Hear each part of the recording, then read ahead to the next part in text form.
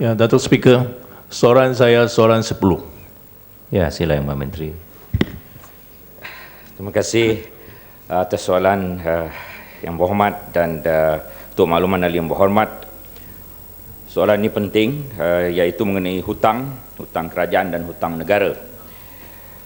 Hutang negara adalah hutang yang ditanggung oleh negara berikutan pinjaman yang diperoleh oleh kerajaan dan swasta daripada punca luar negeri sahaja. Hutang negara merangkumi hutang luar negeri Kerajaan Persekutuan, hutang luar negeri Perusahaan Awam Bukan Kerajaan (PABK) dan hutang luar negeri sektor swasta. Pada akhir Jun 2013, jumlah hutang negara adalah sebanyak 284.7 bilion atau 28.8% daripada keluaran dalam negeri kasar KDNK.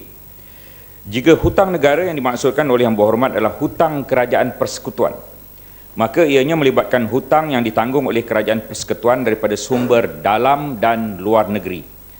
Sehingga 30 September 2013, jumlah hutang Kerajaan Persekutuan adalah sebanyak 529.2 bilion ringgit atau 53.6% daripada KDNK.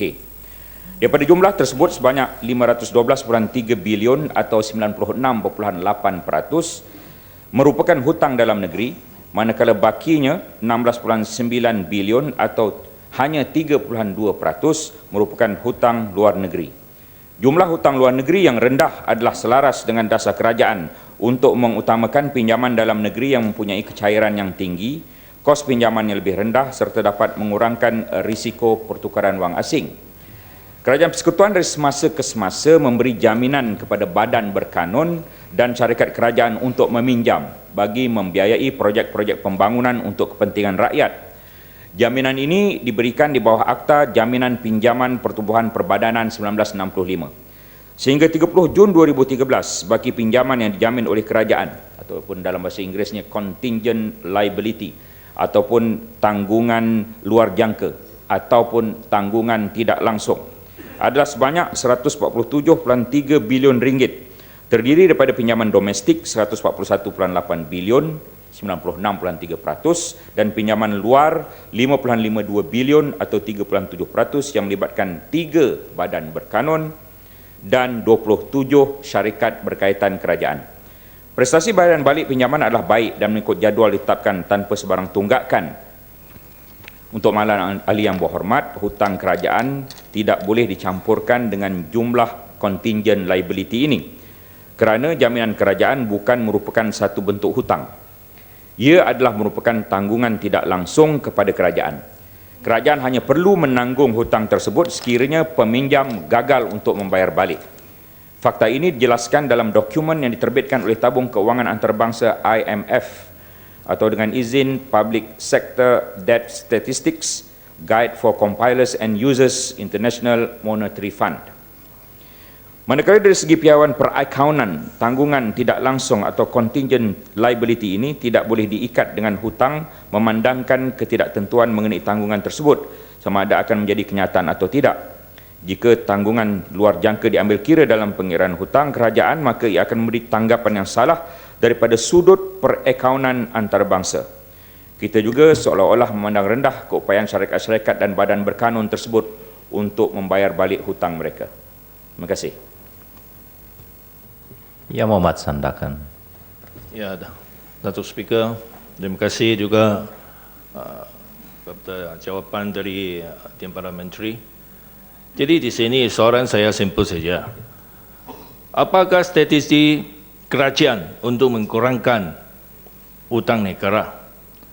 Ini pun termasuk kita pun tahu kerajaan sudah mengambil langkah-langkah mengurang subsidi lah kepada ini komoditi lah seperti minyak, gula dan sebagainya. Jadi garu strategi ini berapa jumlah kerajaan boleh mengurangkan hutang negara ini pada tahun hadapan? Ini satu yang kita harap tahu lah. Sebab ini mengurangkan subsidi sudah membeban sebanyak rakyat kita sudah. Sekian, terima kasih. Ya, Yang Mulia Menteri. Ada beberapa kaedah cara untuk kita mengurangkan hutang, Tuan Yang Ketua. Yang pertama ialah sebagaimana disebut tadi, penstrukturan subsidi.